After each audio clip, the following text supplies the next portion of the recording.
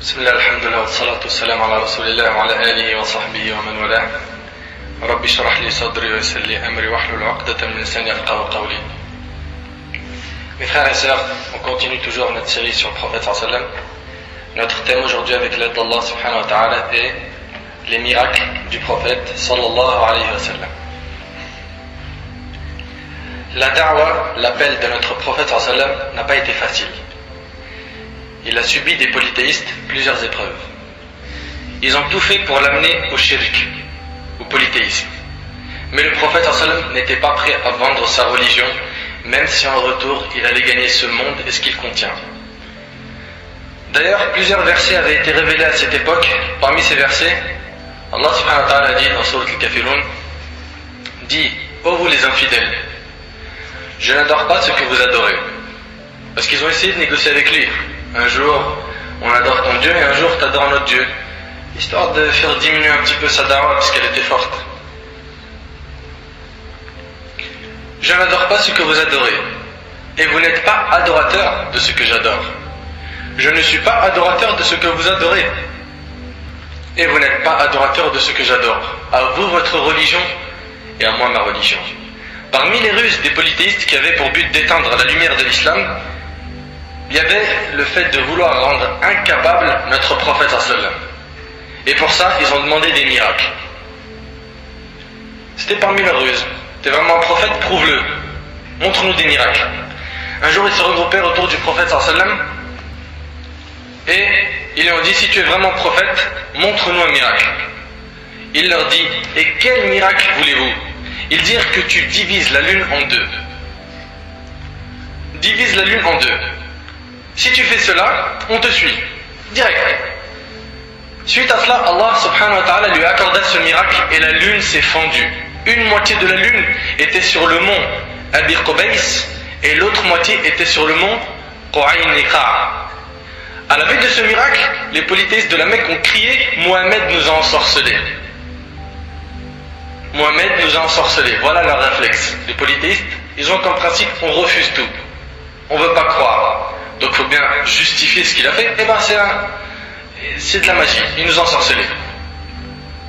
Abu Jahl, un des grands chefs de Mushrikin, leur demanda d'attendre les voyageurs qui viennent à la Mecque pour s'assurer qu'ils ont bien été ensorcelés. Il leur a dit: bon, nous, peut-être qu'ils nous ont ensorcelés, on va demander à ceux qui viennent à la Mecque là, qui ont vu ça pendant le même moment qu'on l'a vu, on va leur demander est-ce qu'ils ont vu la même chose ou pas. Si oui, eh ben c'est pas vraiment de la magie, c'est un miracle. Il dit: s'il nous a ensorcelés, il ne peut ensorceler tout le monde. S'il nous a ensorcelés, il ne peut pas ensorceler tout le monde. Des voyageurs sont venus et ont confirmé le miracle. Alors les polythéistes dirent: c'est une magie persistante. Vous savez comment ils sont têtus? Allah subhanahu wa ta'ala leur répondit avec ce verset qui se trouve dans le début de Sourate Al-Qamar, Sourate 54. Allah dit: اقتربت الساعة وانشق القمر وإن يروا آية يعرضوا ويقولوا سحر مستمر. Allah dit dans le Coran, dans Sourate Al-Qamar, l'heure approche et la lune s'est fendue. Et ça fait partie des miracles du Coran, des miracles de notre prophète sallallahu alayhi wa sallam. Allah il a dit: l'heure approche, le jour du jugement il est proche, et la lune s'est fendue. C'est écrit dans le Coran. Et s'ils voient un prodige, Allah il parle des polythéistes, et s'ils voient un prodige, ils s'en détournent et disent une magie persistante. Tu vois? Ce miracle, qui fut la division de la lune en deux, fait partie des plus grands miracles de notre prophète sallallahu alayhi wa sallam. Après ce miracle, ils lui demandèrent plusieurs autres miracles. On les voit dans Sourate Al-Kahf, Sourate 17, versets 90 à 93. Et ils dirent, les polythéistes: nous ne croirons pas en toi jusqu'à ce que tu aies fait jaillir de terre pour nous une source. Fais-nous sortir une source, un miracle de la terre. Ou que tu aies un jardin de palmiers et de vignes entre lesquels tu feras jaillir des ruisseaux en abondance. Ou que tu fasses tomber sur nous, comme tu le prétends, le ciel en morceaux. Donc il lui demande plein de miracles. Ou que tu fasses venir Dieu et les anges en face de nous. Ou que tu fasses venir Dieu et les anges en face de nous. Ou que tu aies une maison garnie d'ornements, ou que tu sois monté au ciel. Allah dit, encore ne croirons-nous pas à ta montée au ciel, jusqu'à ce que tu fasses descendre sur nous un livre que nous puissions lire. Dis, c'est Allah qui dit à son prophète de leur dire, dis, gloire à mon Seigneur, ne suis-je qu'un être humain messager?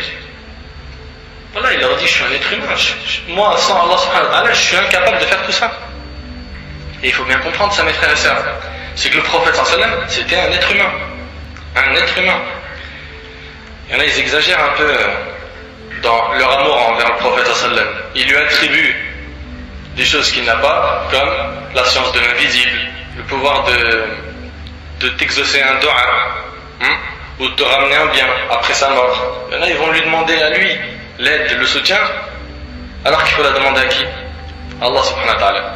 Les polythéistes ne demandaient ces miracles que pour s'amuser. Ils n'étaient pas sincères dans la recherche de vérité. La preuve est qu'à chaque fois qu'il se passait un miracle, ils persistaient à dire que ce n'est que de la magie. Mes frères et sœurs, je vous rappelle que notre thème est les miracles du prophète sallallahu alayhi wa sallam. La division de la lune en deux n'est pas le premier miracle qu'a reçu notre prophète sallallahu alayhi wa sallam. Savez-vous quel a été le premier miracle de notre prophète sallallahu alayhi wa sallam? Le Coran. La réponse, on le sait tous, c'est le Coran. Une autre question, savez-vous ce qu'est un miracle? C'est quoi un miracle? Qu'est-ce qu'un miracle? Un miracle est une chose extraordinaire qu'un être humain ne peut pas faire. Ni un ange, ni un démon, ni un être humain ne sont capables de faire des miracles. Le but de ces miracles est de soutenir les prophètes et de prouver qu'ils sont des envoyés de Dieu. Et quand on regarde les miracles de chaque prophète, on s'aperçoit qu'elles correspondaient parfaitement au peuple à qui ils avaient été envoyés. À l'époque de Moussa alayhi salam, la magie était très répandue. Son bâton, pour ceux qui connaissent son histoire, s'est transformé en serpent devant les mouchriquines. Et il divisa la mer en deux à l'aide de son bâton. Pour Isa alayhi salam, à son époque, la médecine était bien développée. Son miracle était aussi attaché à la chose dont ils avaient excellé. Il leur apporta des miracles impressionnants. Parmi ces miracles, il guérissait les lépreux, les aveugles, les malades, et même qu'il redonnait la vie aux morts, bien sûr, tout ça grâce à Allah. Puis après Isa alayhi salam, notre prophète sallallahu alayhi wa sallam fut envoyé à un peuple maîtrisant la langue arabe et éloquent à un point surprenant. Ils étaient connus pour la poésie, ils maîtrisaient bien comme il faut la langue. Ils avaient même un marché dans lequel ils vendaient des poésies. Les plus belles paroles citées de leurs poètes, ils les accrochaient à la Kaaba, qui était l'endroit le plus sacré qu'ils avaient. Allah subhanahu wa ta'ala envoya à notre prophète un miracle qui leur correspondait bien. Vous êtes des poètes, vous êtes éloquents, vous connaissez bien l'arabe, vous maîtrisez l'arabe, prenez ce Coran et essayez d'en faire un comme celui-ci. Il a envoyé le Coran, qui est d'une éloquence sans équivoque. Ils s'aperçurent que l'arabe employé dans ce livre était inimitable. Et Allah leur lança dans le Coran plusieurs défis. Ces défis étaient de faire quelque chose de semblable au Coran, mais ils en furent incapables. Retenez bien qu'Allah donna à chaque prophète le miracle qui correspondait à son peuple. Avant d'enchaîner sur le reste, j'aimerais vous rappeler des points importants. Sachez que tous les miracles, premièrement, sachez que tous les miracles des prophètes sont morts avec leur propre mort. C'est-à-dire quoi? Tous les miracles des prophètes qu'ils avaient à leur époque, ils sont morts avec leur propre mort. Sauf le miracle de notre prophète sallallahu alayhi wa sallam. Son plus grand miracle, qui fut le Coran, resta même après sa mort et il restera jusqu'au jour du jugement. Si aujourd'hui l'un d'entre nous trouve le bâton de Moussa alayhi salam, concrètement, à quoi lui servirait-il? Est-ce que vous pensez que ce bâton se transformera à nouveau en serpent? La réponse c'est non. Pas du tout. Ça sera un simple bâton, comme n'importe quel bâton. On revient à dire que chaque miracle a disparu et mouru avec la mort de celui qui l'utilisait. Et que le miracle de notre prophète sallam, qui est le Coran, restera avec nous jusqu'à la fin des temps. Ce miracle, le Coran, c'est Allah qui nous l'a protégé pendant ces 14 siècles. Grâce à Allah, il n'a pas été falsifié, ni modifié comme les autres livres. Aujourd'hui, on a plusieurs versions de la Bible, de ça et de ça. Dans tous les pays du monde, on a le même Coran, avec le même contenu, le même nombre de sourates. Allah subhanahu wa ta'ala a dit dans sourate Al-Hijr, sourate 15, verset 9, Inna nahnu nazzalna dhikr wa inna lahu lahafidhun. En vérité, c'est nous qui avons fait descendre le Coran. Et c'est nous qui en sommes gardiens. Une question. Est-ce que vous savez, le prophète il a eu combien de miracles? Combien il en a eu? On l'a déjà dit pour ceux qui ont suivi. Combien? Non. Certains savants ont compté les miracles de notre prophète sallam et ils s'aperçurent qu'ils étaient plus de 1000. Plus de 1000. Sachez qu'il y a des livres et des livres qui parlent des miracles du prophète sallam. Parmi ces livres, Dala'il al-Nubuwwa de l'imam al-Bayhaqi, il fait 7 volumes. Celui-là, il y en a plus de 1000. Dala'il al-Nubuwwa de l'imam al-Bayhaqi, il est en arabe, 7 volumes. Il y a aussi Mu'jizat al-Nabi d'Ibn Kathir, un élève à Cheikh al-Islam Ibn Taymiyyah, rahimahullah. Il a été traduit en français et son nom est Les miracles du prophète sallam. Bien sûr, c'est un résumé. Tout ce qu'on vous donne en français, sachez que c'est des résumés de ce qui est en arabe. C'est des résumés. C'est un très bon livre. Ce livre est tiré d'un de ces livres, l'imam Ibn Kathir, qui est Al-Bidaya wa Nihaya. Retenez bien que notre prophète sallam a eu plus de 1000 miracles. Troisièmement, sachez que notre prophète sallam a eu des miracles plus impressionnants que ceux des autres prophètes qui l'ont précédé. Ah bon? Écoute avec moi. Moussa alayhi salam, son bâton, c'était quoi? C'était bien du bois. Du bois. Il s'est transformé en serpent. C'est impressionnant. Plus impressionnant que ça, le prophète sallam, il était sur un tronc de palmier qui a pleuré quand il l'a quitté et qu'il a arrêté de faire le Jumu'ah dessus. Du bois qui pleure. T'imagines un petit peu? Du bois qui pleure, qui verse des larmes. Vous connaissez l'histoire? Oui? Non? On va la citer tout à l'heure, Inch'Allah, en entier. Il faisait ses discours du vendredi sur ce palmier, puis quand il l'a quitté pour monter sur un minbar, il a pleuré, le palmier, il a pleuré et le prophète sallam l'a calmé en lui disant « Tu seras avec moi au paradis ». Et les compagnons présents entendirent ses pleurs. Subhanallah, ce palmier a pleuré comme un bébé. On voit donc que là, un bâton est devenu un serpent et un palmier qui pleure. Celui-là c'est du bois et l'autre c'est aussi du bois. Moussa alayhi salam, en frappant de son bâton sur le sol, fit sortir 12 points d'eau. 12. Tu vas me dire, c'est impressionnant. Bien sûr que c'est impressionnant, c'est un de ces miracles. Moussa alayhi salam a pu sortir de l'eau de la pierre. Notre prophète sallam a fait plus impressionnant que ça. Il a fait jaillir de l'eau de ses doigts jusqu'à abreuver une armée entière. Il a mis ses mains dans un récipient où il n'y avait pas beaucoup d'eau, et après de ses doigts, chaque doigt, il y avait de l'eau qui sortait, et ils ont pu boire et faire leurs ablutions tous, entièrement, une armée entière. Vous ne connaissez pas le hadith? On va le citer en entier après, Inch'Allah. Pour vous, est-ce que c'est plus impressionnant de faire sortir de l'eau d'une pierre ou des doigts? Tu t'imagines un peu? Des doigts, subhanallah. Sulayman alayhi salam, monter sur les nuages et se déplacer avec. Plus impressionnant que ça, notre prophète il a eu Al-Buraq, dans le voyage nocturne. Cet animal sur lequel notre prophète fit son voyage vers Al-Quds. Le voyage nocturne et l'ascension. Cet animal, Al-Buraq, mettait son pas à la fin de son champ visuel. T'imagines un peu? Ça c'est son pas.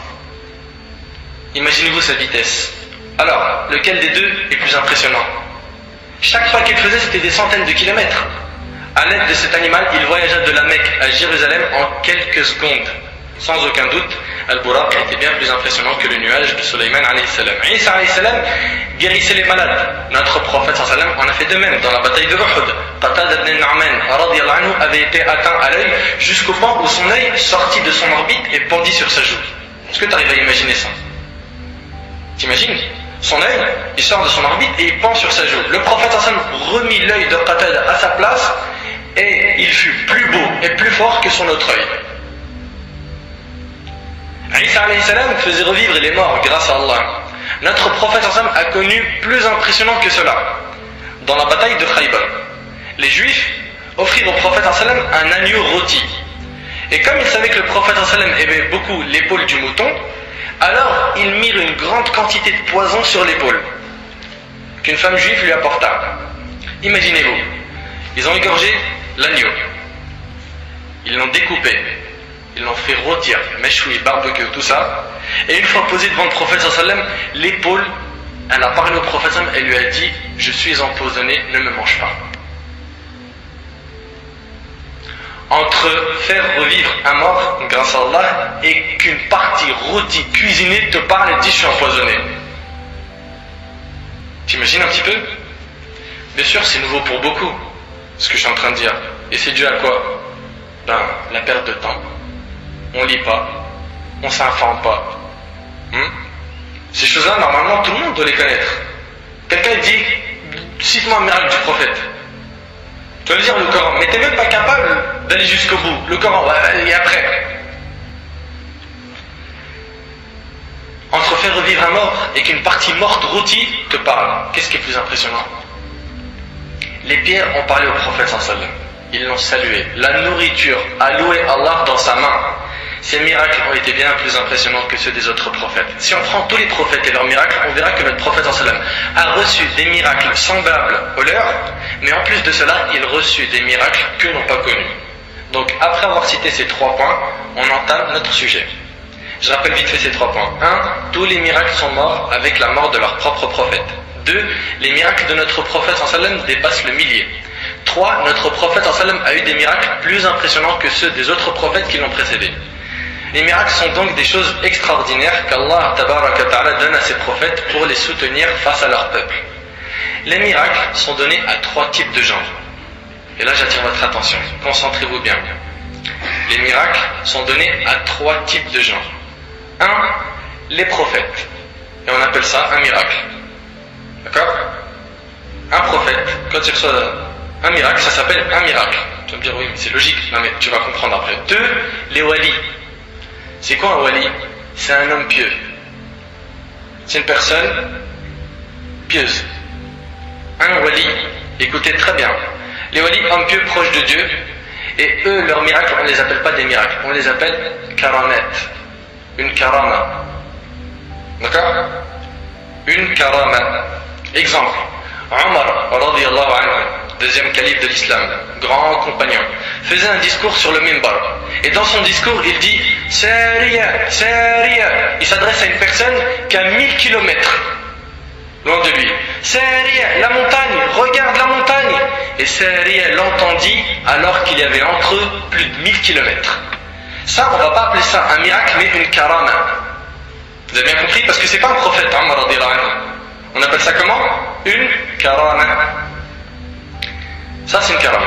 Par contre, on a une balance sur laquelle on peut vérifier qui est vraiment wali ou pas.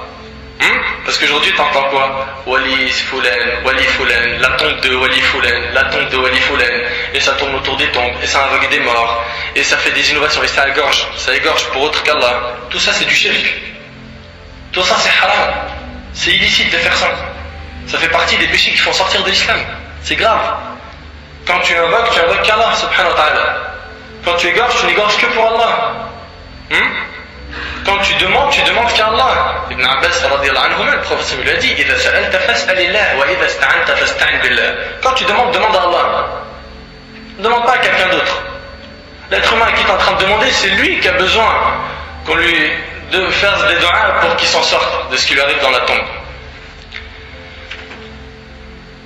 On reconnaît un wali par le fait qu'il ne se dit pas wali. Déjà, il n'accepte pas qu'on dise wali foulen. Ah, wali s'est présenté, fadal, assieds-toi. Wali, on vous a dit, c'est un homme pieux, proche de Dieu.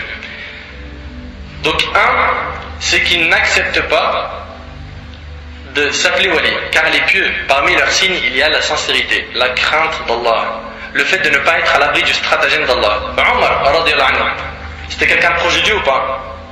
Oui ou non? C'était un wali d'Allah, sans aucun doute, il n'y a pas d'hésitation dessus. Omar, qui était un grand wali, allait voir Hudayfa ibn al-Yaman radiyallahu anhu et lui demander est-ce que le prophète sallam, en citant le nom des hypocrites, avait cité son nom ou pas? Et ça s'appelle comment ça? Ça s'appelle muhasabat al-nafs, le fait de chaque jour se remettre en question. Chaque jour, tu fais le bilan de ta journée. Est-ce que ce que j'ai fait aujourd'hui, ça plaît à Dieu, oui ou non? Allah lui-même nous a interdit de nous faire des éloges à nous-mêmes, de se gonfler, de se prendre pour ce qu'on n'est pas. Question. Une personne qui lui arrive des miracles, est-ce automatiquement un wali?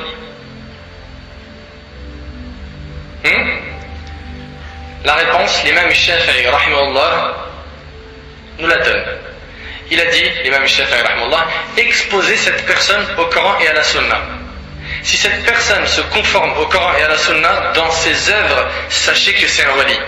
Et si ce n'est pas le cas, c'est un diable. C'est un diable. Des fois, tu as des gens qui disent, j'ai vu au bled d'un homme qui faisait rentrer son épée dans son ventre et il le fait sortir de l'autre côté. C'est pas un wali, ça. Ça, c'est wali de shaitan, ça. C'est n'importe quoi. En islam, il y a un dalil qui dit, tu prends une épée, tu joues avec. Ces gens-là, en règle générale, ils sont protégés des djinns, des démons. Et il y a même une personne qui m'a raconté une fois qu'il avait entendu dans un audio qu'une personne, elle a vu ça devant elle et elle a récité Ayat al-Kursi. Et Ayat al-Kursi, si vous savez ce qu'elle a comme mérite, elle a comme particularité de faire fuir les démons, s'il y en a. Et ils sont partis et il s'est blessé parce qu'il le protégeait, cette personne qui joue avec l'épée. Vous imaginez un petit peu? Des fois, t'en entends, hein. J'ai vu un homme au bled, etc. Ces gens-là, c'est pas des walis, c'est des charlatans, des sorciers, des magiciens. En plus de ça, ce qu'ils font, c'est ni écrit dans le Coran, ni dans la Sunna. C'est bien compris? Donc je reprends. On a dit les miracles sont donnés à 3 types de personnes. Les prophètes, les walis, et on n'appelle pas ça un miracle, on appelle ça comment? Une karama. Une question. Est-il possible qu'un homme non pieux ait des karamates? Une personne impie, mauvaise dans la religion, il est possible qu'elle ait des karamates ou pas? La réponse, oui. Et ceci a pour but d'éprouver les musulmans, comme Al-Masih al-Dajjal, l'Antéchrist. Il dira au ciel, fais descendre de la pluie. Ça, c'est à la fin des temps. Il aura des richesses et des trésors avec lesquels il essaiera de séduire les gens. C'est donc une épreuve que connaîtra les musulmans, les gens en général. Mais attention, Allah, par sa miséricorde, informa notre prophète sallam sur son sujet. C'est-à-dire que dans nos textes religieux, on sait à quoi il ressemble, son rôle une fois sur terre, on sait même qui va le tuer. C'est-à-dire qu'il n'y a aucune surprise. Inch'Allah, on fera des cours pour développer tout ça. Troisièmement, troisième type de personnes qui ont des miracles, c'est un miracle qui peut apparaître à un homme complètement égaré, voire même un mécréant, et ceci pour qu'Allah l'humilie et montre qu'il ne vaut rien, comme pour Moussaïlem al-Kadhab. C'est un homme qui a prétendu avoir reçu la prophétie à l'époque du prophète sallam. Et il a même inventé des sourates. Il a dit, qu'est-ce qu'il y a? Le prophète sallam, il a des sourates, moi aussi. Wal-fil, wa ma adraka mal-fil, lahu zallumun tawil. Il a commencé à inventer des sourates, et il disait n'importe quoi. Il disait n'importe quoi. Donc, Moussaïlem al-Kadhab, Allah, il a donné des karamats, pourquoi? Pour prouver qu'il était égaré. Une fois, un homme vint le voir et lui dit, tu prétends être un prophète? Moussaïlem a repris en disant, oui, je suis un prophète. L'homme lui dit, le prophète sallam, lors d'une bataille, replaça l'œil d'un de ses compagnons à sa place, après qu'elle ait quitté son orbite. Et comme tu vois, je suis borgne. Moussaïlem lui dit, qu'a fait Mohamed pour son compagnon? Il lui dit qu'il cracheta sur son œil et l'a remis à sa place. Rien de plus. Moussaïlem a voulu faire de même. Il a dit, bon, si c'est simplement ça, c'est simple. Et regarde bien, il cracheta sur son œil malade. Suite à cela, l'homme perdu la vie de son autre œil. Tu vois? Ça, c'est quoi? C'est des karamates qu'on donne à des gens, mais dans le mauvais sens, pour montrer qu'ils sont égarés, pour montrer que c'est pas des prophètes. Voilà, c'est un miracle, c'est une karama. Et bien sûr, le but de ce miracle était qu'il soit humilié devant les gens. Allez, on veut du concret, s'il te plaît. On est venu pour entendre quels sont les miracles du prophète sallam. Balance-nous la sauce, s'il te plaît. Ouais, zid choix samouraï. D'accord, je vais le faire, il n'y a pas de problème, Inch'Allah. Je vais en citer quelques-uns, des miracles, puisqu'il y en a beaucoup. Il y en a, comme on vous a dit tout à l'heure, plus de 1000 miracles. Plus de 1000. Donc, on en a sélectionné quelques-uns. Premier miracle de notre prophète sallam, et c'est le miracle le plus important, le miracle de tous les temps, c'est le Coran. Dans Surat Al-Ankabut, Surat 29, verset 51, Allah subhanahu wa ta'ala dit أَوَلَمْ يَكْفِهِمْ أَنَّا أَنزَلْنَا عَلَيْكَ الْكِتَابَ يُتْلَى عَلَيْهِمْ Inna fi dhalika la rahmatan wa dhikra liqawmin yu'minun. Ne leur suffit-il donc point que nous ayons fait descendre sur toi le livre et qu'il leur soit récité? Il y a assurément là une miséricorde et un rappel pour des gens qui croient. Vous voulez des miracles? Allah nous dit que le Coran suffit. Subhanallah. Awalam yakfihim. Ne leur suffit-il donc point que nous ayons fait descendre sur toi le livre? Ça suffit pas comme miracle? Selon Abu Huraira, radiyallahu anhu, le prophète sallallahu alayhi wa sallam a dit: chacun des prophètes a reçu des signes qui amènent les gens à croire en son message. Quant à moi, le signe que j'ai reçu, c'est la révélation qu'Allah m'a inspirée. En conséquence, j'espère être le prophète qui sera entouré le jour de la résurrection par le plus grand nombre d'adeptes, rapporté par le Bukhari et Muslim. Son plus grand miracle a été, comme vous l'avez compris, le Coran. Et Inch'Allah, on fera un thème complet. On parlera des miracles du Coran. Rapidement, on va voir ensemble quelques miracles du Coran sans s'étaler, parce qu'on vous a dit, Inch'Allah, on fera un thème dessus. Parmi les miracles du Coran, c'est qu'on y trouve les histoires des communautés qui nous ont précédés, et même des événements qui se produiront après nous. Allah a annoncé dans le Coran la défaite des Romains avant même qu'ils combattent. Allah dit dans Surat al-Rum, Surat 30, versets 2 et 3, Allah dit: Ghulibat al-Rum fi adna al-ard wa hum min ba'di ghalabihim sayaghlibun. Les Romains ont été vaincus. Ils n'avaient même pas encore combattu.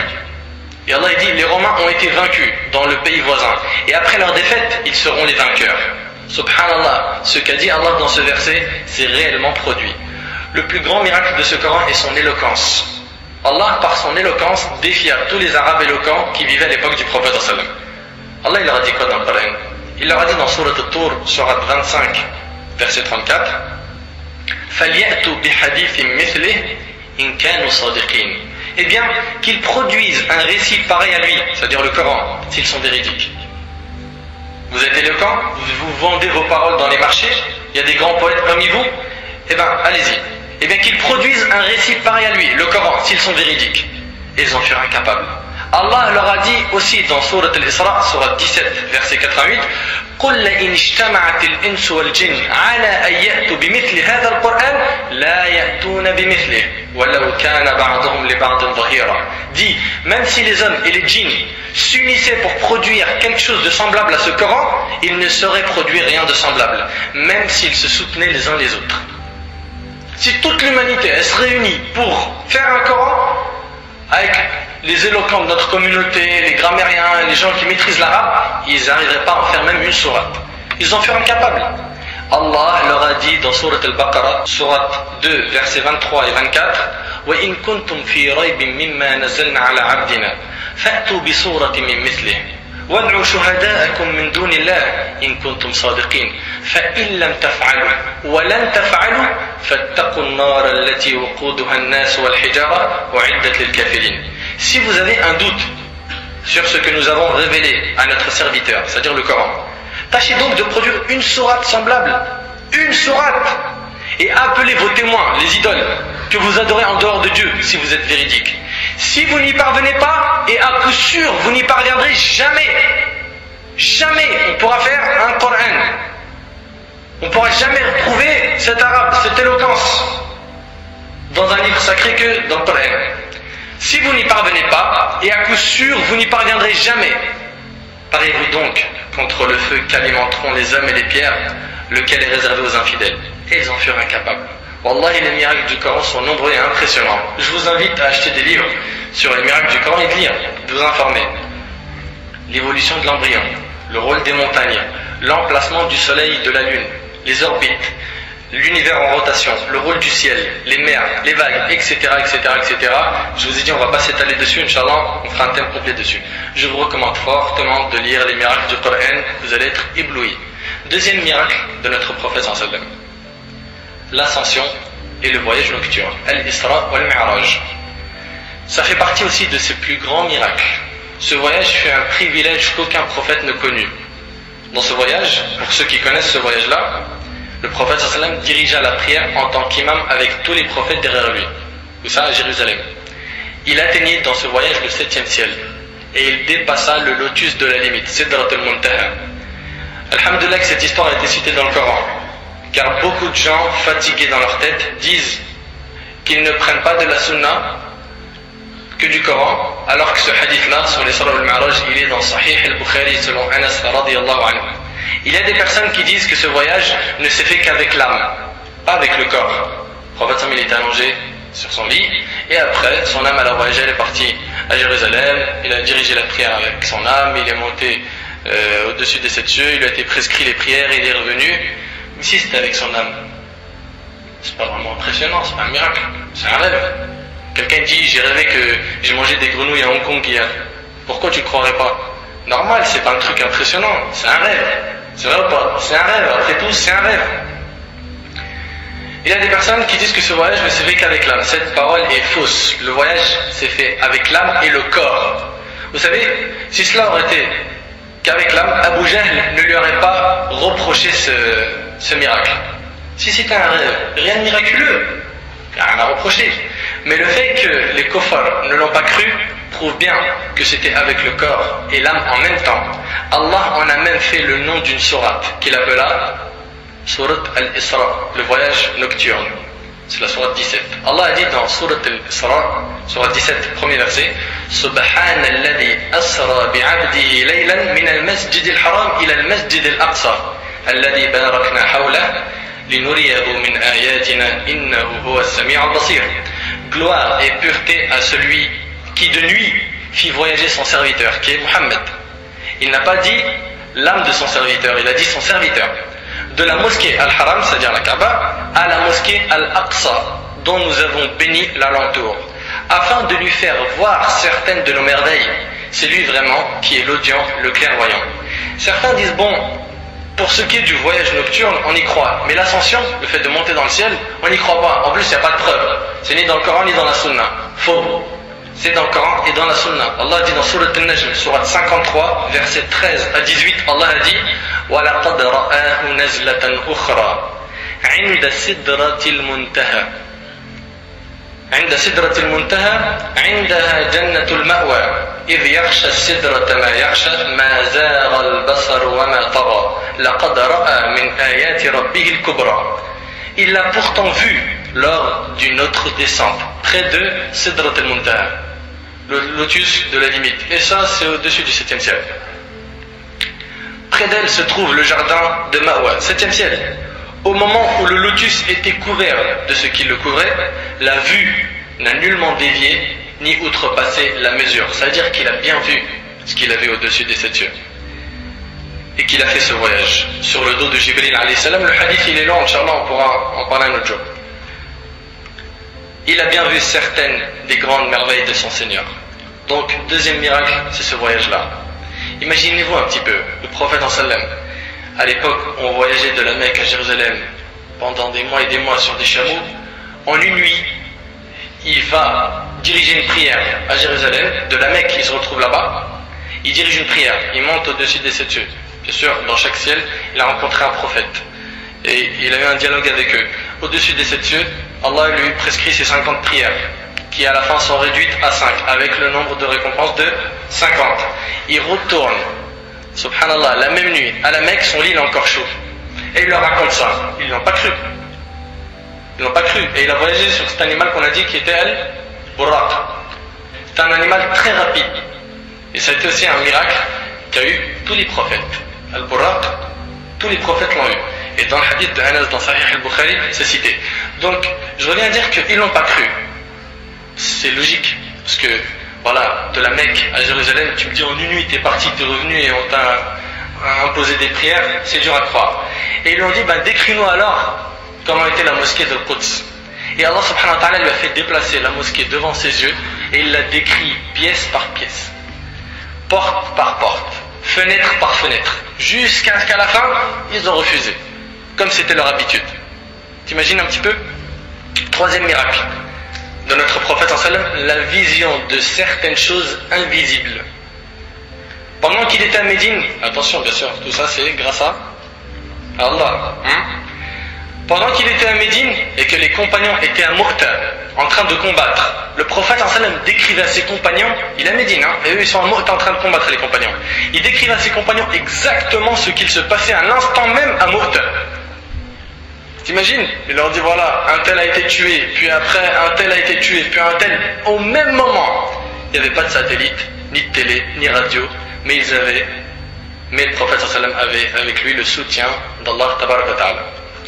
Une autre fois, et c'était lorsqu'ils refusèrent de croire qu'il avait fait le voyage nocturne, et ça on vient de le citer tout de suite, ils lui dirent si tu es vraiment parti là-bas, décris-nous la mosquée de l'Aqsa. Allah lui a fait déplacer cette mosquée jusqu'à arriver devant lui.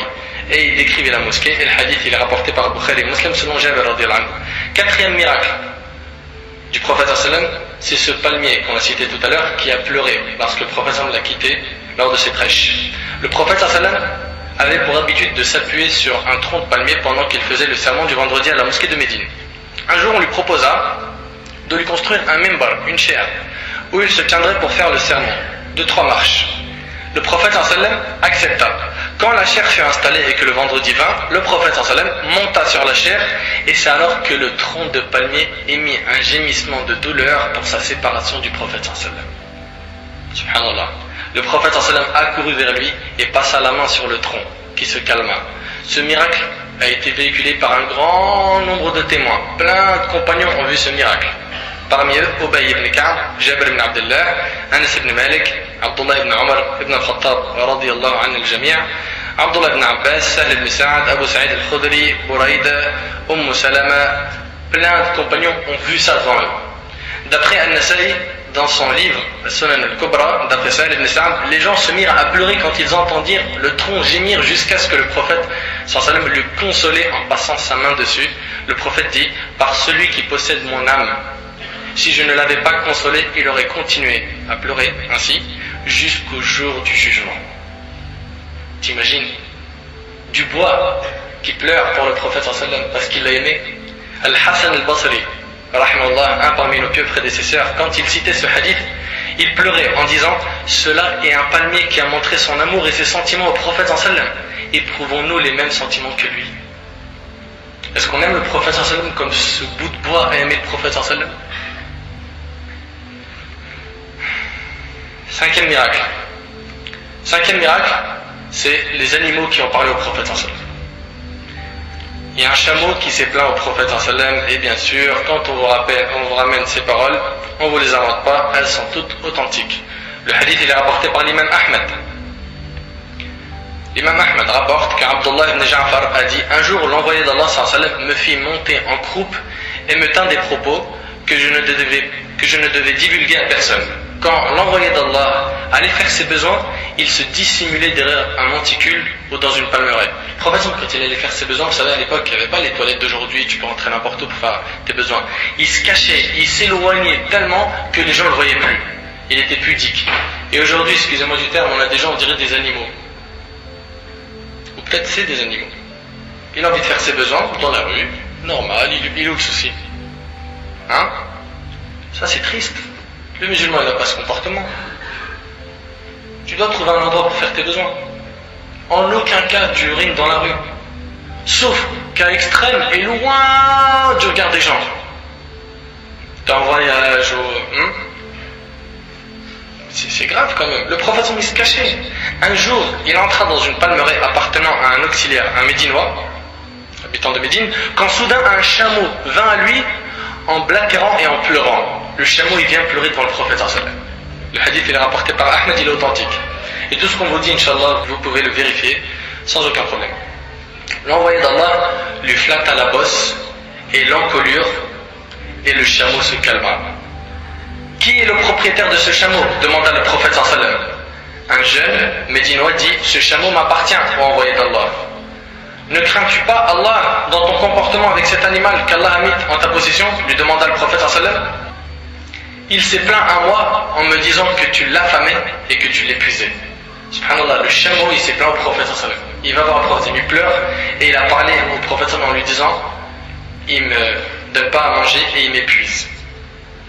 Un animal qui parle au prophète sallam. Et c'est pas terminé, il y en a plein des histoires, mais comme je vous ai dit, j'essaie de sélectionner les plus frappantes. Le loup qui a parlé. L'imam Ahmed rapporte selon Abu Sa'id al-Khudri radiyallahu anhu. Pendant qu'un berger était entre ses moutons, un loup attaqua soudainement un mouton et le prit avec lui avant de fuir. Le berger chassa le loup et reprit le mouton. Alors le loup s'assit sur sa queue et s'adressa au berger. Le hadith, il est authentique, il est rapporté par l'imam Ahmad. Wallahi, on n'est pas là pour vous raconter Tintin et Milou, Tom et Jerry et tout ça. Le loup, il s'adresse au berger et il lui a dit: aie crainte d'Allah, tu as pris la provision qu'Allah m'a donnée. Le berger dit: que c'est étonnant, un loup qui s'assied sur sa queue et me parle en langage humain. Le loup dit: te dirais-je quelque chose de plus étonnant? Il y a Mohammed sallallahu alayhi wa sallam à Yathrib, à Médine, en train d'informer les gens des récits du passé. Alors le berger partit à Médine avec son mouton. Quand il y arriva, il attacha son mouton et se rendit au messager d'Allah. Et il lui raconta toute l'histoire. Le prophète sallam ordonna qu'on appelle au rassemblement d'une prière en commun, puis il sortit et demanda à l'homme de raconter aux gens toute l'histoire et ce qui fut fait par cette personne. Ensuite, le messager d'Allah sallam dit: il dit la vérité. Par Allah qui détient mon âme entre ses mains, le jour de la résurrection ne sera établi que jusqu'à ce que les bêtes féroces parlent avec les êtres humains. Le jour de la résurrection ne sera établi que jusqu'à ce que les bêtes féroces parlent avec les êtres humains. Que ne lui parle le bout de sa baguette et les lacets de sa chaussure, et que ne l'informe sa cuisse de ce qui s'est passé à sa famille en son absence. Sixième miracle de notre prophète sallam, les pierres qui ont parlé au prophète sallam. Sixième miracle, les pierres parlaient au prophète sallam et le saluaient. D'après Al-Tirmidhi et Al-Darimi et Al-Hakim rahimahullah, Ali ibn Abi Talib radiyallahu anhu a dit: j'avais l'habitude d'accompagner le prophète sallam partout où il allait à la Mecque. Un jour nous partîmes dans l'une des régions de la Mecque, et chaque fois que nous passions près d'un arbre ou d'un rocher, il saluait le prophète sallam en disant: Assalamu alayka ya Rasulallah. Chaque fois qu'il rencontrait un rocher ou une pierre, la pierre disait: que le salut soit sur toi, prophète de Dieu. Les théologiens affirment que ces événements avaient lieu au début de la mission du prophète, en guise d'appui, et pour lui prouver que la création lui obéira et que son appel sera écouté. Al-Bayhaqi rapporte qu'Abu Dharr radiyallahu anhu a dit: je ne dirai que du bien de Uthman. Uthman, c'est un grand compagnon. Après ce que j'ai vu, j'étais quelqu'un qui scrutait les monuments où l'envoyé d'Allah se trouvait seul, pour être auprès de lui. Un jour, je le vis seul. Je profitais de cette occasion et je pris place à côté de lui. À ce moment, arriva Abu Bakr. Il le salua et s'assit à sa droite. Puis vint Omar, qui salua et s'assit à droite d'Abu Bakr. Enfin vint Uthman, radiyallahu anhu, qui salua et s'assit à droite de Omar. Devant l'envoyé d'Allah se trouvaient 7 cailloux ou 9 cailloux. Et écoutez super bien. Devant le prophète sallam, il est accompagné d'Abu Bakr, Omar, Uthman, et il y a 7 ou 9 cailloux. Il les mit sur la paume de sa main. Les cailloux se mirent alors à glorifier la transcendance d'Allah en émettant un son doux comme celui des abeilles. Les pierres dans sa main disaient Subhanallah, Alhamdulillah, Allahu Akbar. Un son doux comme celui des abeilles. Lorsqu'il les déposa sur le sol, ils se turent. Mais dès qu'il les reprit et les mit sur la paume d'Abu Bakr, ils se mirent à glorifier la transcendance d'Allah en émettant un son tendre comme celui des abeilles. Le prophète sallam fit la même opération avec Omar puis Uthman et dit enfin: voici la succession de la prophétie. Là on voit que des pierres étaient en train de faire tasbih, ils glorifiaient Allah dans la main du prophète sallam. Mais c'est pas terminé, la nourriture aussi glorifiait Dieu dans sa main. La nourriture aussi glorifiait Dieu dans sa main. Abdullah ibn Mas'ud radiyallahu anhu rapporte: nous pouvions entendre la nourriture glorifier Dieu tandis que nous mangions avec le messager de Dieu. Sur lui soyons paix et bénédiction. Rapporté par le Bukhari. T'imagines la nourriture, pendant qu'il est en train de manger, elle disait Subhanallah, Alhamdulillah, Allahu Akbar. C'est impressionnant. Imagine-toi, t'es à l'époque du prophète sallam, t'es un de ses compagnons et t'es en train de voir ça devant toi. D'après Al-Bayhaqi, Al-Bazzar, Al-Darimi, et le hadith est authentifié par Sheikh Al-Albani rahimahullah, Ibn Umar radiyallahu anhu m'a dit: pendant que nous étions avec le prophète sallam lors d'un voyage, un bédouin s'approcha de lui. Un bédouin il s'approche du prophète sallam. Le prophète lui demanda: où vas-tu? Chez moi, répondit le bédouin. Veux-tu que je te montre le bien? demanda le prophète. Le bédouin dit oui. Le prophète dit que tu témoignes qu'il n'y a nulle autre divinité que Dieu et que Mohammed est le serviteur de Dieu et son prophète. Le bédouin dit: qui peut attester de ce que tu dis? qui témoigne. Le bédouin, il veut une preuve que Allah, il est unique et que le prophète, c'est son messager. Il veut une preuve. Le prophète dit, cet arbre-là, et montra un arbre au fond de la vallée. Le prophète, vous savez ce qu'il a fait? Il a appelé l'arbre avec sa main, il lui a dit, viens. Il a fait un signe comme ça avec sa main à cet arbre. L'arbre, il a enlevé ses racines. Wallahi al-azim, wallahi, ce que je vous dis, c'est rapporté par plusieurs savants et c'est authentique. Je ne suis pas en train de vous inventer des histoires. Et l'arbre, il a commencé à traîner ses racines jusqu'à arriver au prophète sallam. Et après, il lui a dit de témoigner. Il a demandé au prophète à l'arbre de témoigner qu'il était le messager d'Allah. Et l'arbre prononça la shahada 3 fois et il retourna à sa place. Le bédouin, avant de rentrer chez lui, dit au prophète, si les gens de mon clan m'obéissent, je te les amènerai, et sinon je viendrai vivre à tes côtés. Et il s'est converti à l'islam. C'est tout à fait normal. C'est tout à fait normal, il manquerait plus que ça. Un arbre, il vient du fond de la vallée, il enlève ses racines, il vient, il prononce la shahada 3 fois, il repart. C'est impressionnant. Et selon Jabir, le prophète a voulu faire ses besoins.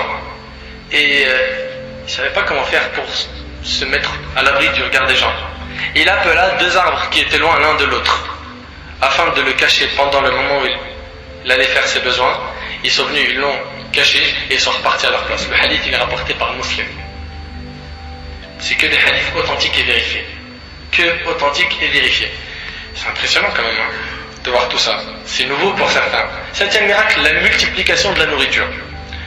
À chaque fois qu'il se présente une occasion où ils sont une grande armée, un grand nombre, et qu'ils veulent manger et qu'il y en a un tout petit peu, le peu de nourriture suffit tout le temps à ce grand nombre. Et ça, c'est un miracle. Tu vas me dire, ouais, mais comment ça? Quand tu vois que 1000 personnes ils mangent d'un plat, c'est un miracle. Et on va raconter une petite histoire dessus. D'après Al-Bukhari et Muslim, et dans d'autres livres de Sunnah, Jabir ibn Abdullah radiyallahu anhu, le jour de Al-Khandaq, le jour du fossé, il dit, pendant que nous creusions, nous rencontrâmes un rocher extrêmement dur. Ils étaient en train de creuser pour faire une ruse aux polythéistes afin d'éviter une grande bataille, parce qu'ils allaient rencontrer à peu près 10 000 ennemis. Nous allâmes voir le prophète sallam et lui dire, il y a un rocher qui entrave notre travail dans le fossé. J'y descends, dit-il, puis il se leva et il avait une pierre serrée sur son ventre. En fait, tu vois, ils lui ont dit, voilà, il y a un rocher, on n'arrive pas à le casser. Et le prophète, grâce à Allah, il a réussi à casser ce rocher pour continuer à creuser et faire leur piège aux ennemis. Et Jabir ibn Abdullah, lui et les compagnons, ils sont partis se plaindre. Voilà, regarde, dans notre ventre, on a mis une pierre qu'on a attachée à notre ventre pour, voilà, essayer de calmer notre faim. Et quand ils ont vu que le prophète, il avait 2 pierres sur son ventre, ils ont commencé à patienter. Le prophète, il en avait 2 tellement il avait faim. 2 pierres attachées à son ventre pour calmer cette faim. Et Jabir, en voyant ça, bien sûr, ça l'a touché, ça l'a grave touché. Le prophète prit la massue et frappa un coup qui réduisit le rocher en miettes. Alors, Jabir dit, je pris la permission du prophète pour rentrer chez moi. Il est parti voir son épouse et lui a dit, j'ai constaté que le prophète a très faim. As-tu quelque chose à manger? Il a faim, ça me fait de la peine de le voir dans cet état. Ils sont restés 3 jours sans manger. Vous imaginez, avec des pierres attachées au ventre. Wallah, ils ont vécu ce qu'on vivra jamais. Et tout ça pourquoi? Pour que nous aujourd'hui on puisse dire la ilaha illallah Muhammad Rasulullah et qu'on soit fiers de notre religion. Que le musulman il ait son identité, qu'il ne soit pas un mouton, qu'il ne soit pas en train de suivre la masse, n'importe qui et n'importe quoi. Il est parti voir sa femme et lui a dit, j'ai constaté que le prophète a très faim. As-tu quelque chose à manger? Elle me répondit, nous avons de l'orge et une petite chèvre, un truc de 10 kilos. Alors, j'ai égorgé la chèvre et ma femme a moulu l'orge. Et nous avons mis la viande dans le pot. Puis, quand la pâte eut levé et que la viande était presque cuite, je repartis voir le prophète sallam et dit en aparté, nous avons égorgé une bête et moulu un peu d'orge. Viens donc manger avec 1 ou 2 hommes, genre Abu Bakr et Omar, tes 2 meilleurs amis. Et sa femme lui a dit, ne ramène pas plus de 2 personnes avec le prophète sallam. Il n'y a pas assez de nourriture. Il n'y en a pas beaucoup. 1 ou 2 personnes, pas plus. Alors, comme mon fort intérieur, je souhaitais qu'il vienne tout seul, à cause du peu de nourriture que nous avions. C'est encore pire, lui il voulait que le prophète sallam, mais bon, il a dit allez, Abu Bakr et Omar ou 2 personnes avec lui, parce qu'il les aime bien. Mais quand je lui décrivis ce que nous avions préparé, il me répondit, tu as préparé beaucoup de nourriture. Il a dit, tu as préparé tout ça? Il lui a dit concrètement, voilà, une petite chèvre, vite fait, avec un petit peu d'orge. Et il lui a dit, mais tu as fait beaucoup de nourriture. Dis à ta femme de ne pas toucher à la nourriture jusqu'à ce que j'arrive. Puis le prophète sallam, il se tourne vers les gens qui sont en train de creuser le Khandaq et il dit, oh gens du Khandaq, Jabal vous invite. Plus de 1000 personnes. J'imagine un peu, Jabal sur le coup, il est choqué. 1000 personnes qui vont venir à la maison, j'ai un petit plat qui suffit même pas pour une personne. Il dit, venez tous. Oh vous qui creusez, Jabal a préparé à manger, dépêchez-vous de venir manger. Alors les Muhajirines se levèrent, les Ansar se levèrent aussi. Et quand Jabal rentra chez lui, il dit à sa femme, pauvre de nous, pauvre de nous. Le prophète a invité à manger tous les Muhajirines et les Ansar qui creusent avec nous. 3 jours ils n'ont pas mangé. T'imagines un peu?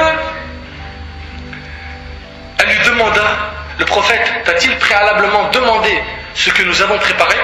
Et il répondit que oui. Alors elle dit, Dieu et son prophète savent bien ce qu'ils font. Ça c'est une croyante. Ça, c'est une personne qui accepte les ordres d'Allah sans négocier, sans dire oui mais aujourd'hui on a le club, oui mais vous connaissez Elle a dit, Dieu et son prophète savent bien ce qu'ils font. Nous lui avons dit ce que nous avions. Le prophète vint à la tête du groupe, l'épouse de Jabal, Suhayla bint Muawwad, lui sortit la patte sur laquelle il souffla et demanda à Dieu la bénédiction. Puis il alla vers le pot de viande et de même il souffla et bénit. Ensuite il dit à Jabal, fais venir une boulangère pour faire cuire le pain avec ta femme. Et il dit à sa femme, servez du pot et laissez-le sur le feu. Les gens qui étaient venus avec le prophète sallam étaient 1 millier. 1 millier mon frère. 1 millier pour presque rien. Il les fit asseoir à table 10 par 10. Il a dit, bon Jabal, ouvre la porte, fais-moi rentrer 10 par 10. 10 par 10, il rentre, il mange. Il mange. 3 jours, il n'a pas mangé. Donc t'imagines, il met le plein pour une semaine à l'avance, tu vois. Il mange. Il sort. Ça se dit bien comme il faut faire rentrer 10 d'après. Et ainsi de suite. Jabal dit, et je jure par Dieu, qu'ils mangèrent à satiété et qu'à la fin, il resta de la nourriture. Notre pot, quant à lui, continuait à bouillir et déborder comme si de rien n'était, et notre pâte alimentait la table sans tarir. Ceci est l'un des miracles du prophète sallallahu alayhi wa sallam. La nourriture n'a pas bougé. 1000 personnes, ils en ont mangé. 1000. Et la nourriture, elle est camélée. Et le hadith, il est rapporté par Bukhari et Muslim. Et c'est une histoire qui est dans sa biographie. C'est impressionnant. La multiplication de la nourriture. Parmi ces miracles, après la conquête de Khaybar, une femme juive a offert au messager de Dieu sallallahu alayhi wa sallam un mouton rôti. Le messager de Dieu sallallahu alayhi wa sallam a mangé un morceau, selon le récit d'Abu Daoud, a cessé de manger et a dit, cette brebis me dit qu'elle est empoisonnée. Alors il s'est tourné vers la femme qui lui a donné cette épaule de mouton empoisonné et lui a demandé pourquoi elle lui a offert un mouton toxique. Quand la femme a répondu qu'elle voulait le tuer, le messager a répondu, Dieu ne vous aurait pas laissé m'attaquer et me gêner, rapporté par Muslim. Et il a refusé qu'on la tue. 8e miracle, la multiplication de l'eau. Et ça c'est un grand miracle aussi. L'eau jaillit de ses doigts. On va détailler ce qu'on a dit tout à l'heure. Anas radhiyallahu anhu rapporte, l'heure de la prière arriva. Tous ceux qui n'habitaient pas loin de la mosquée se levèrent pour aller faire leurs ablutions chez eux. Il resta un certain nombre de gens. On apporta alors au messager de Dieu un vase de pierre qui n'était pas assez large pour lui permettre d'y étendre la main. Et pourtant tout le monde put faire ses ablutions avec son contenu. On lui dit, combien étiez-vous? Il dit, un peu plus de 80. Rapporté par Bukhari et Muslim, et cette version est celle de Bukhari. Ils n'ont pas pu faire leurs ablutions, ils ont ramené au prophète sallam un vase de pierre, et il y avait un petit peu d'eau. Le prophète sallam, il a mis sa main, il a béni cette eau, 80 personnes ont pu faire leurs ablutions de ce récipient. Dans celle de Muslim, et ça c'est plus impressionnant, il est dit, le prophète sallam demanda qu'on lui apporte un récipient d'eau. On lui apporta une cuvette plate contenant un peu d'eau. Il y plaça ses doigts et Anas dit, je vis au fur et à mesure l'eau jaillir d'entre ses doigts et je ne pus ainsi compter 70 ou 80 de ceux qui firent leurs ablutions avec l'eau de cette cuvette. Une petite cuve et un petit peu d'eau dans un petit récipient. Il a mis ses mains et l'eau elle a commencé à jaillir de ses doigts et ils ont pu faire leurs ablutions. Ils étaient à peu près 80 personnes. Jabir radhiyallahu anhu rapporte que les gens ont eu soif le jour de l'Hudaybiyah et le prophète sallam avait avec lui une outre d'eau. Il préleva de cette quantité de quoi faire ses ablutions. Les gens sont venus le voir et dire: ô messager d'Allah, nous n'avons pas d'eau pour faire nos ablutions et boire en dehors de ce que tu as. Toi tu as un petit peu d'eau et nous en dehors de cette eau on n'a ni pour boire ni pour faire nos ablutions. Le prophète sallam mit sa main dans l'outre et l'eau jaillit d'entre ses doigts comme des jets d'eau.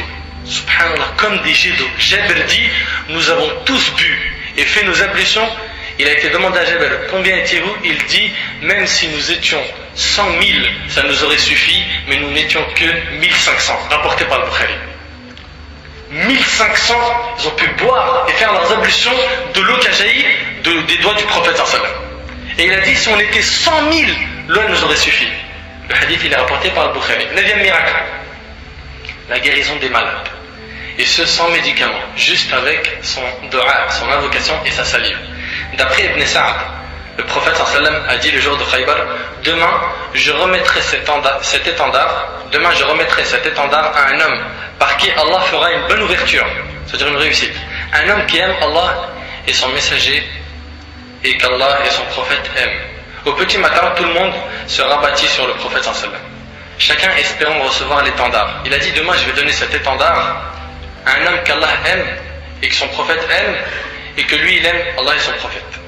Donc ils veulent tous avoir ce privilège de recevoir cet étendard le lendemain. Le prophète sallam a dit: où est Ali ibn Abi Talib? Les gens dirent: ô messager d'Allah, il a mal à l'œil. Il n'est pas venu parce qu'il a mal à l'œil. Il dit: appelez-le. Lorsque Ali radhiyallahu anhu arriva, le prophète sallam cracheta dans son œil, qui guérit aussitôt et lui remit l'étendard. T'imagines un homme qu'Allah aime et son prophète aime. C'est le prophète qui dit ça: je vais remettre l'étendard à une personne qu'Allah il aime. Et il donne cet étendard à Ali radhiyallahu anhu. Lorsque Ali radhiyallahu anhu arriva, le prophète cracheta dans son œil, qui guérit aussitôt, et lui remit l'étendard. Ali radhiyallahu anhu dit: ô messager d'Allah, dois-je les combattre? C'était les juifs de Khaybar. Dois-je les combattre jusqu'à ce qu'ils deviennent comme nous? Le messager répondit: sois tendre et compréhensif jusqu'à ce que tu les appelles à l'islam et à ceux qui leur revient d'accomplir dans ce cadre. Je jure par Allah que si un seul homme se convertit par ton entremise, cela vaudra pour toi bien mieux que les chamelles rousses, rapportées par le Bukhari et Muslim. Les chamelles rousses, c'est l'équivalent aujourd'hui des Porsche et des cabriolets qu'on a aujourd'hui. C'était ce qu'ils avaient de meilleur. Il a dit: si une personne t'arrive à être la cause de sa conversion, t'as gagné. Plus que ce qui contient ce bas monde. T'imagines? Et c'est pour ça que nous, notre travail, mes frères et sœurs, c'est d'appeler les gens à ce bien. D'éclaircir et de montrer aux gens le chemin du paradis. Il y en a plein, ils sont égarés. Il y en a plein même, c'est juste parce que personne n'est venu leur parler. Nous, on doit parler aux gens. On doit essayer de rapprocher les gens de la religion, de les faire embrasser l'islam. C'est notre devoir. Et pour ça, il faut s'armer de science. Un désarmé de science, il va aller nulle part.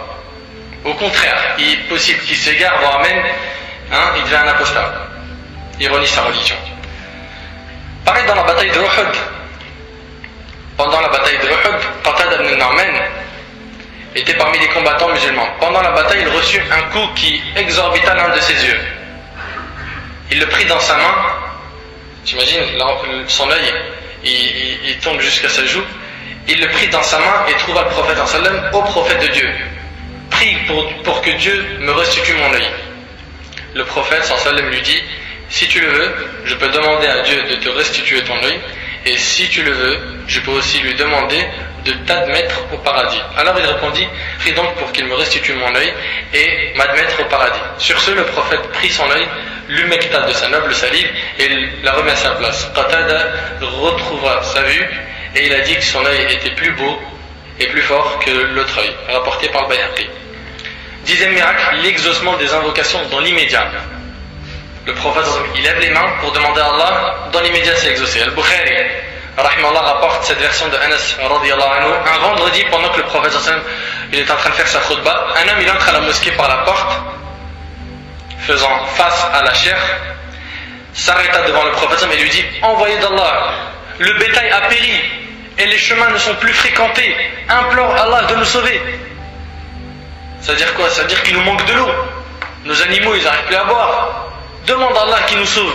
que la pluie elle descende. Alors l'envoyé d'Allah leva les mains au ciel et il a dit: oh mon Dieu, donne-nous de la pluie. Oh mon Dieu, donne-nous de la pluie. Oh mon Dieu, donne-nous de la pluie. Par Allah, dit Anas, le rapporteur du hadith qui est un compagnon, nous ne voyons aucune trace de nuage au ciel. C'est-à-dire qu'avant qu'il fasse cette dua, il n'y avait pas de nuage dans le ciel. Nous pouvions regarder la montagne de Salah à Médine sans être gênés par une maison ou un chameau, quand soudain apparut de derrière elle un nuage dense et rond. Quand il s'éleva au milieu du ciel, il s'étendit et déversa son eau. Direct, un nuage qui vient et la pluie elle tombe. Par Allah, nous n'avons pas vu le soleil durant 6 jours. Le vendredi suivant, un homme entra à la mosquée par la même porte que la dernière fois. Le prophète Sam, il est en train de prononcer son discours sur le minbar. L'homme se mit au devant de lui et dit: oh envoyé d'Allah, nos biens ont péri. Il y a tellement d'eau que tout s'est noyé. Nos biens ont péri et nos routes ont été coupées. Invoque Allah de retenir la pluie. Le prophète sallam leva ses mains et dit: oh mon Dieu, fais tomber la pluie aux alentours et non sur nous. Regarde l'intelligence du prophète sallam. Oh mon Dieu, fais tomber la pluie aux alentours et non sur nous. Oh mon Dieu, qu'elle arrose les dunes. La pluie, qu'elle arrose les dunes, les montagnes, les plateaux et là où poussent les arbres. Alors la pluie s'arrêta et nous quittâmes la mosquée marchant sous un soleil luisant. Ça, c'est l'intelligence, la miséricorde et encore un miracle du prophète sallam. T'imagines un petit peu? Le hadith, on nous a dit, il est rapporté par le Bukhari. Il y a aussi l'histoire d'Abu Hurayra qui est dans Sahih Muslim. Abu Hurayra, il va demander à sa mère de se convertir à l'islam, elle refuse. Et il a essayé 1 fois, 2 fois, 3 fois, et pour les convertis, apprenez de cette histoire. Et après, une fois, il l'appelle à Allah, et ce qu'elle a fait, elle a insulté le prophète. Et il n'a pas pu se retenir, il est parti voir le prophète en pleurant, il lui a dit: oh, messager d'Allah, j'ai appelé ma mère plusieurs fois, et à la fin, elle m'a fait entendre une parole sur toi que j'ai pas aimé. Demande à Allah qu'il la guide. Le prophète il avait levé les mains au ciel, il a dit: oh Allah, guide la mère d'Abu Hurayra. Il retourne chez lui, il frappe à la porte, il entend le bruit de l'eau, de l'eau à la maison, et elle ouvre la porte en ayant mis un hijab et lui a dit: Ashhadu an la ilaha illallah wa ashhadu anna Muhammadan rasulullah. Le hadith il est rapporté par Muslim. Il est retourné voir le prophète en pleurant. Il lui a dit: pourquoi tu pleures? Il a dit: ma mère a embrassé l'islam. Il lui a dit: bah, pourquoi tu pleures? De joie. Il a dit: demande à Allah qu'Allah mette mon amour et celle de ma mère dans le cœur de tous les musulmans. Et c'est ce que le prophète m'a demandé. Donc l'exaucement des invocations. 11e miracle, la punition immédiate à celui qui ne lui obéit pas. Selon Salama ibn Amr ibn al-Aqwa radiyallahu anhu, quelqu'un mangea avec sa main gauche. Et ça aujourd'hui c'est marrant. On voit beaucoup de gens ils le font. Pourquoi tu manges avec la main gauche, Akhi? Le prophète il a dit qu'il fallait manger avec la main droite. C'est haram de manger avec la main gauche. T'as dit, les gens qui ont du style, c'est avec la gauche. Les gens qui ont moins de style, c'est avec la droite. Hein? Voilà, à l'école on nous a appris, dans les restos, quand tu es dans un resto classe, celui qui mange avec la gauche, c'est mieux que celui. Bien sûr, celui-là, mesquine, il a des fuse en moins dans la tête, tu vois. Quelqu'un mangeait avec sa main gauche, chez le messager de Dieu, et il lui dit: mange avec ta main droite. Et ça fait partie du devoir du musulman, d'ordonner le bien. Tu vois quelque chose qui cloche, parle. Aujourd'hui, on a des musulmans, ils ont honte de parler de la vérité. Pourquoi? Sous prétexte, je peux pas le casser, ça va le toucher, ça va le blesser. Mais t'es un miskin si tu penses comme ça. Ma soeur, pareil, t'es une miskin. Tu sais pourquoi? Parce que si t'aimes vraiment ton ami, ce que tu lui veux le plus, c'est le paradis. Et tu vas l'aider à accéder au paradis et non lui dire ouais, non, etc. Donc il a dit: mange avec ta main droite. Il dit: je ne peux pas. En fait, c'est par orgueil. Il a dit: non, je peux pas. Qu'est-ce qu'il a dit le prophète sallam? Puisses-tu ne jamais pouvoir. Il lui a fait un doigt, jamais, Inch'Allah, t'arriveras à le refaire. T'imagines, le prophète il fait un doigt contre toi, il dit: puisses-tu ne jamais pouvoir. Seul son orgueil l'avait empêché en effet d'obéir au prophète. Et il ne put lever sa main droite jusqu'à sa bouche. Rapporté par le musulman. Et comme je vous ai dit, certains ils le font pour le style. Ou d'autres sont sous prétexte qu'ils sont gauchers. Alors que si tu lui donnes un billet de 100 €, tu lui dis: tu le prends que de la main gauche, il va tendre le pied gauche, le pied droit, la main gauche, il va tout tendre. Faut arrêter. Pour de l'argent, tu tends la main gauche et pour manger, tu veux pas faire un effort. Deuxième miracle, la guérison des animaux.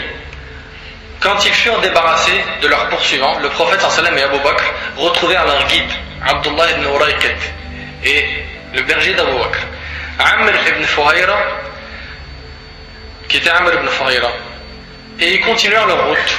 Ils passèrent à proximité de la tente d'une femme qu'on appelait Ma'bad al-Khuza'iyya. Cette histoire, elle est dans la Sira. Toutes ces histoires, de toute façon, vous pouvez les vérifier, comme on vous a dit. Les voyageurs étaient alors à bout de vivres. Ils demandèrent à Ma'bad de leur vendre de quoi tenir le reste du trajet. Mais la femme gênée leur dit, par Dieu, si j'avais de quoi vous donner, je vous l'aurais donné gratuitement. Le prophète vit dans un coin une chèvre frêle. Et cette chèvre, demanda le prophète sallam, ils veulent manger, ils veulent boire, ils veulent quelque chose. Donc ils veulent au moins du lait de cette chèvre. Et cette chèvre, demanda le prophète sallam, elle est frêle et son lait a tari, comme tu le vois. Elle est malade, plus de lait à prendre de chez elle, répondit la femme. Le prophète sallam lui demanda d'approcher la chèvre. Alors le prophète sallam posa sa main sur la chèvre qui subitement prit des forces. Puis il toucha son pis qui se remplit de lait. Il n'y avait pas de lait. Dès qu'il a touché son pis, il s'est rempli de lait. Le prophète prit du lait de la chèvre et commença par donner à ses compagnons. Il regarde là le réflexe que fait le prophète, il a hyper faim, il commence par ses compagnons. Ils ont fait le même voyage. Il commence par ses compagnons. Ensuite, il en donna à Ma'bad, la propriétaire de la chèvre. Il remplit un bol destiné à Abu Ma'bad, le mari qui n'était pas encore là. Et il finit par en boire à son tour. Et l'histoire elle est dans Zad al-Ma'ad ibn al-Qayyim al-Jawziyya. Donc la guérison des animaux. 13e miracle, l'annonce de la mort des gens le même jour et de certaines choses de l'invisible. Les prophéties. L'histoire du Négus. Al-Najashi, c'était le roi de quoi? De l'Abyssinie. Le Négus, il vivait où? On va le dire. En Abyssinie. Le prophète il était à Médine. Dans Sahih al-Bukhari et Muslim, le jour même où le Négus est mort, le prophète il a donné cette nouvelle aux compagnons. Il n'y avait pas de téléphone, il n'y avait rien, mais il y avait la révélation. Pendant que les gens combattaient à Mu'tah, et ça on l'a dit tout à l'heure, il informa les compagnons tout en étant à Médine que Zaïd a été tué et que l'étendard fut donné à Ja'far, qui fut lui aussi tué. Puis l'étendard a été donné à Abdullah ibn Rawaha et à la fin il a dit c'est l'épée d'Allah qui a pris l'étendard qui est Khalid ibn al-Walid radiyallahu anhu al-Jami'a. Parmi ces miracles, l'annonce qu'il y aura des femmes portant des tenues vestimentaires spéciales. Ça fait partie aussi des choses du monde de l'invisible et des choses qu'Allah subhanahu wa ta'ala lui a enseignées. Abu Huraira radiyallahu anhu a rapporté, mes sœurs, écoutez attentivement, a rapporté que le prophète sallam a dit il y a deux catégories de gens de l'enfer que je n'ai pas vues. Il y a deux catégories des gens de l'enfer que je n'ai pas vues. Il ne les connaît pas, le prophète sallam. Il nous parle de ces gens-là sans savoir comment ils seront exactement, mais il en a fait une description assez puissante. S'il aurait vu ce que c'était, wallah, c'est impressionnant. Bon, c'est quoi ces deux catégories-là? Je vais parler de la deuxième, parce que la première, elle n'est pas connue des gens. La deuxième catégorie des gens que le prophète n'a pas vu et qui font partie des femmes, ou plutôt des gens de l'enfer, c'est des femmes mi-nues, mi-vêtue. Mi-nu, mi-vêtue, ça veut dire quoi? Elle est habillée sans être habillée, comme ce qu'on voit aujourd'hui.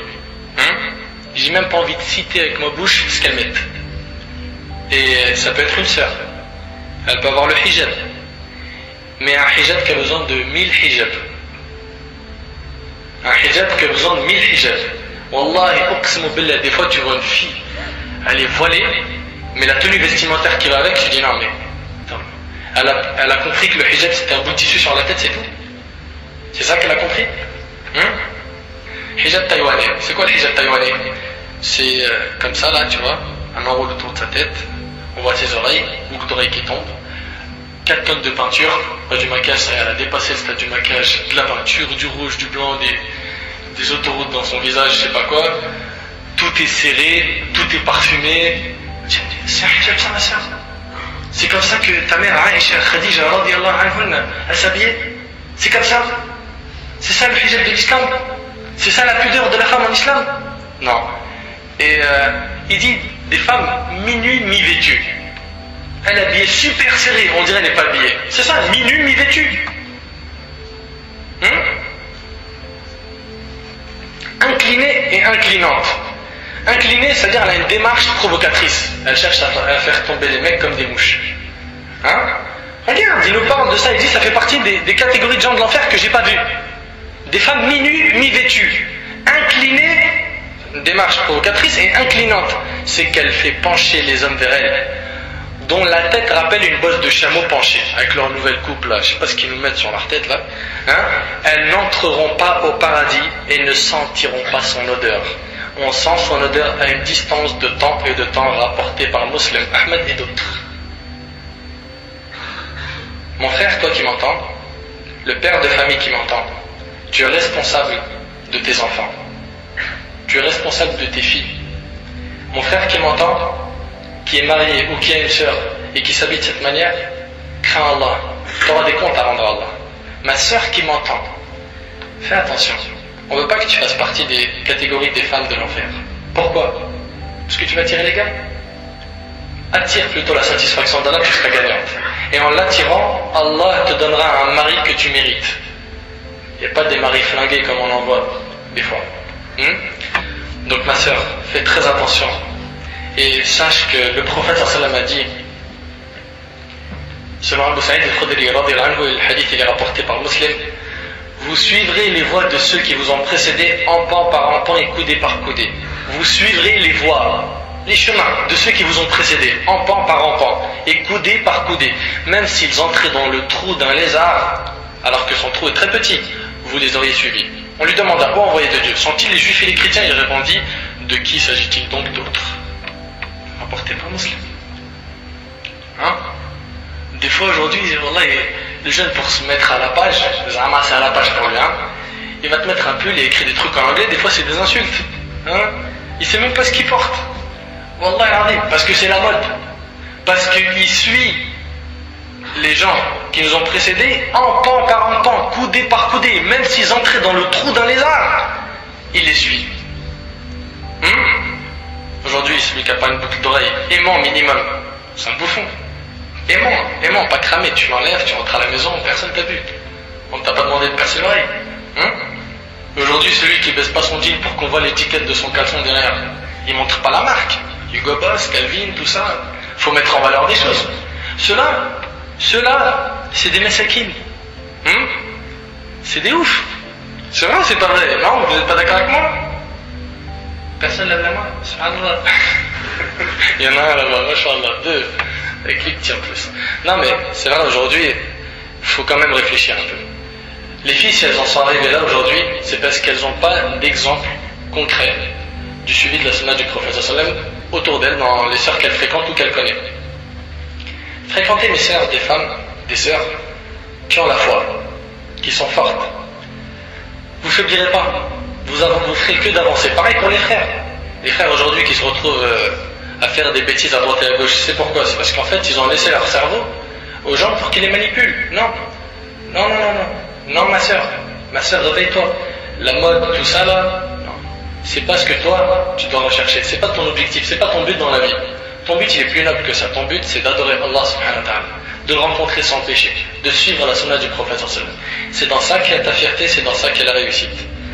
Toutes ces choses que je viens de citer, comme vous l'avez entendu, font partie des miracles de notre prophète sallallahu alayhi wa sallam, et j'en ai sélectionné quelques-uns, car ils sont trop nombreux. On a dit qu'il y en avait plus de 1000 des miracles. Pour les livres en français, vous avez les miracles du prophète sallallahu alayhi wa sallam d'Ibn Kathir, qui est très bien, lisez-le, instruisez-vous, car avec la science, on adore Allah subhanahu wa ta'ala d'une meilleure manière. أسأل الله سبحانه وتعالى أن ينفعني بما قلت وأن ينفعكم بما سمعتم. هذا ما أعلم، الله عز وجل أعلى وأعلم. سبحانك اللهم وبحمدك، أشهد أن لا إله إلا أنت، أستغفرك وأتوب إليك. جزاكم الله خير، والسلام عليكم ورحمة الله وبركاته.